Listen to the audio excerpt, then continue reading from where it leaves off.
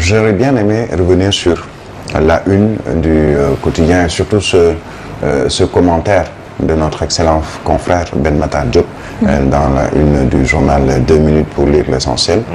Et dans son commentaire, ce qu'il dit, en résumé, c'est il ne faut pas trop ou tirer sur le commissaire Thiendella Fall.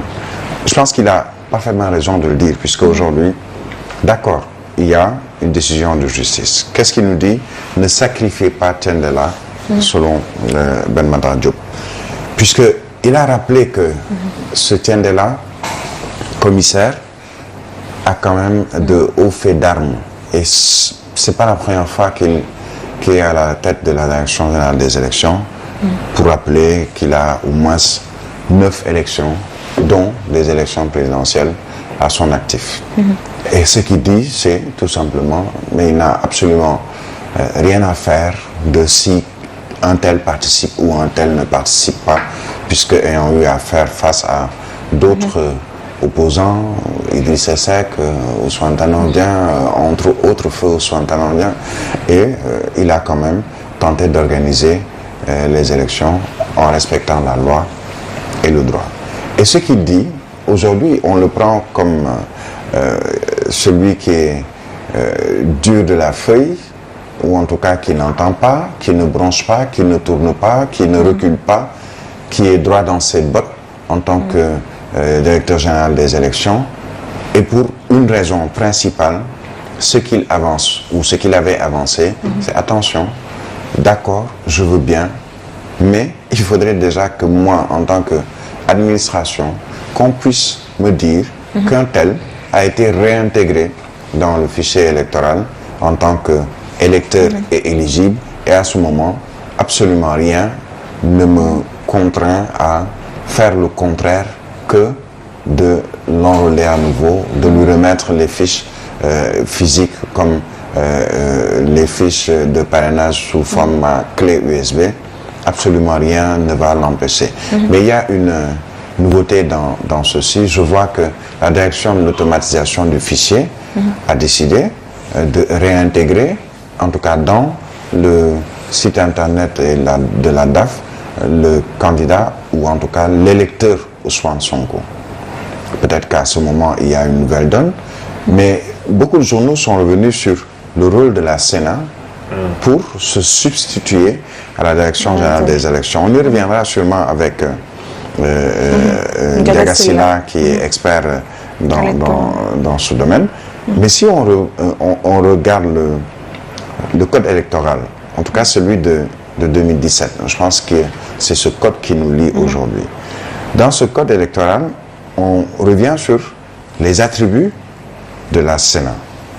Et dans ces attributs de la Sénat, ce qu'on nous dit, notamment concernant cette possibilité de se substituer à la direction générale des élections, il y a des articles qui reviennent sur notamment cette supervision, gestion, entre autres, de ce qu'on appelle le fichier électoral.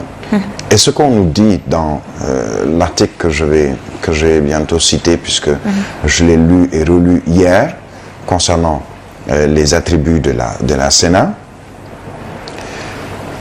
on nous dit par exemple dans l'article 17, la Sénat exerce ses fonctions, soit de sa propre initiative, soit sur saisine par les partis politiques en compétition, les candidats ou listes de candidats ou des électeurs. Il établit son règlement intérieur.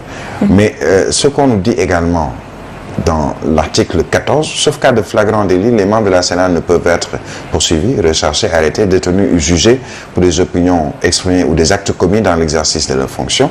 Mais l'article qui nous intéresse et qui est aussi important pour nous, c'est dans l'article 13, on nous dit la Sénat veille à ce que la loi électorale soit appliquée aussi bien par les autorités administratives que par les partis politiques, les candidats et les électeurs, en cas de non-respect des dispositions législatives et réglementaires relatives aux élections ou référendums par une autorité administrative.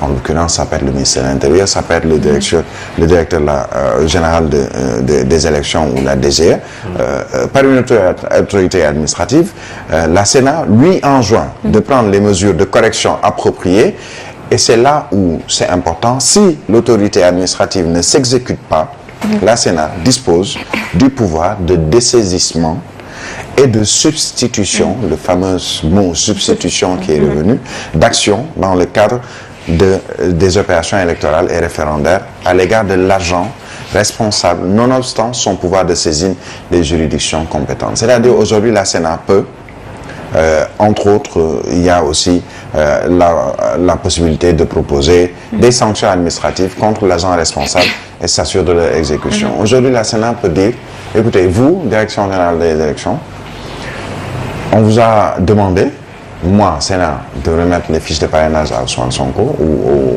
à l'électeur éligible Ousmane Sonko. Le tribunal d'instance de Ziguinchor vous a enjoint de rectifier cela également. Moi, Sénat, je prends mes responsabilités. Je me substitue à vous, Direction générale des élections, pour donner une fiche de parrainage au mandataire du candidat Ousmane Sonko et remettre également la fiche sous format donc physique et électronique donc à ce candidat. Et maintenant, vous, Direction générale des élections, vous avez la latitude de contester ce fait par les juridictions qui sont en place au Sénégal et qui peuvent connaître de ce dossier. Mais moi, Sénat, je peux prendre la responsabilité, me substituant à la Direction générale des élections pour remettre des fiches de parrainage, pas seulement à Ousmane Sonko, mais également à une autre personne qui s'est sentie un peu lésée dans cette affaire.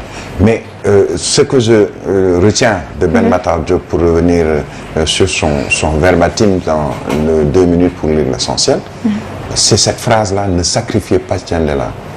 Qui va sacrifier Tiendela ou qui a peut-être les moyens de sacrifier Tiendela, le commissaire Tiendela, qui est le directeur de la Direction générale des élections? C'est l'administration centrale, c'est le ministre de l'Intérieur, mais c'est aussi l'opposition, peut-être, et ses avocats, c'est surtout Ousmane Sonko et ses avocats, qui peut-être estiment que c'est lui qui est à l'origine de tout ceci. Beaucoup de journaux aujourd'hui reviennent sur Tiendela pour dire, ou sur la Direction générale des élections. Je pense qu'il y a Sud Quotidien qui parle d'un DGE qui peut-être a pris parti ou qui n'est pas doute sur la neutralité de la DGE selon Sud Quotidien, la Direction générale des élections.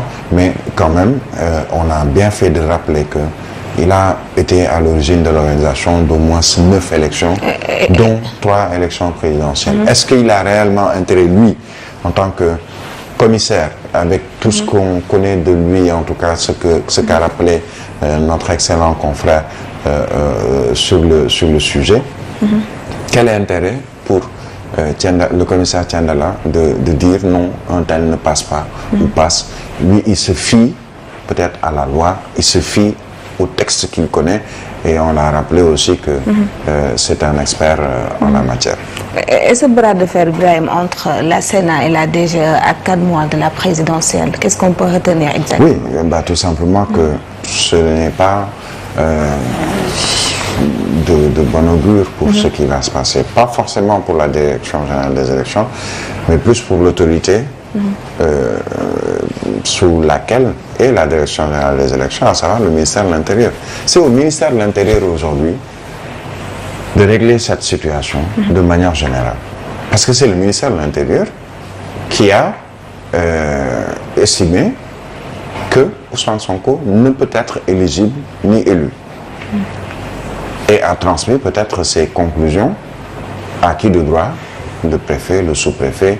C'est arrivé au niveau de la table de la Direction générale des élections, qui ne fait que se fier sur cette note-là et sur cette décision de l'autorité administrative.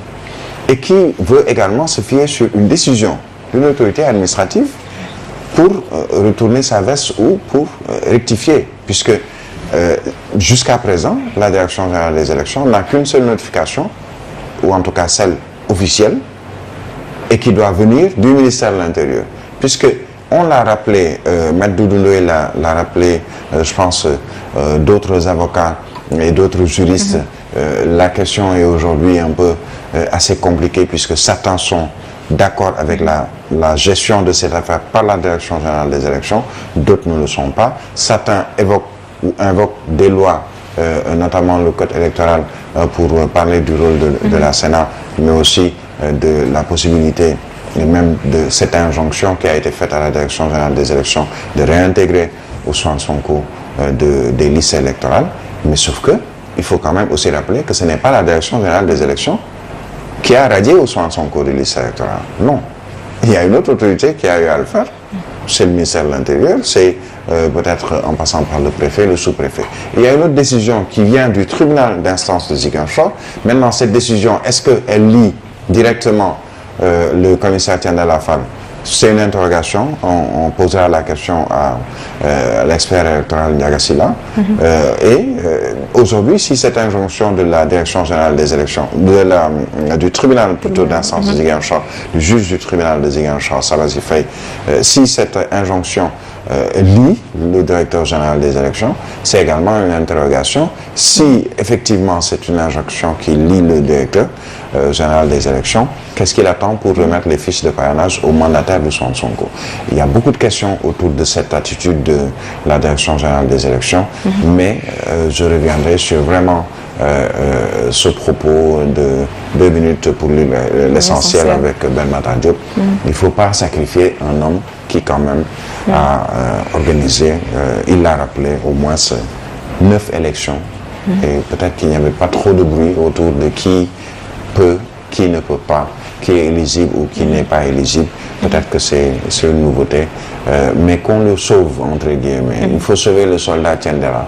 Comment le sauver? Que les autorités qui doivent sortir la décision pour dire, écoute, réintègre un tel, que ces autorités puissent prendre leurs responsabilités, mais aussi, dans le cas contraire, prendre aussi leurs responsabilités en disant j'ai décidé, moi, en tant qu'autorité administrative, qu'il ne peut être réintégré et on ne va pas le réintégrer. Et là, lui, au moins, on va le libérer puisqu'il n'est pas à l'origine de ces difficultés.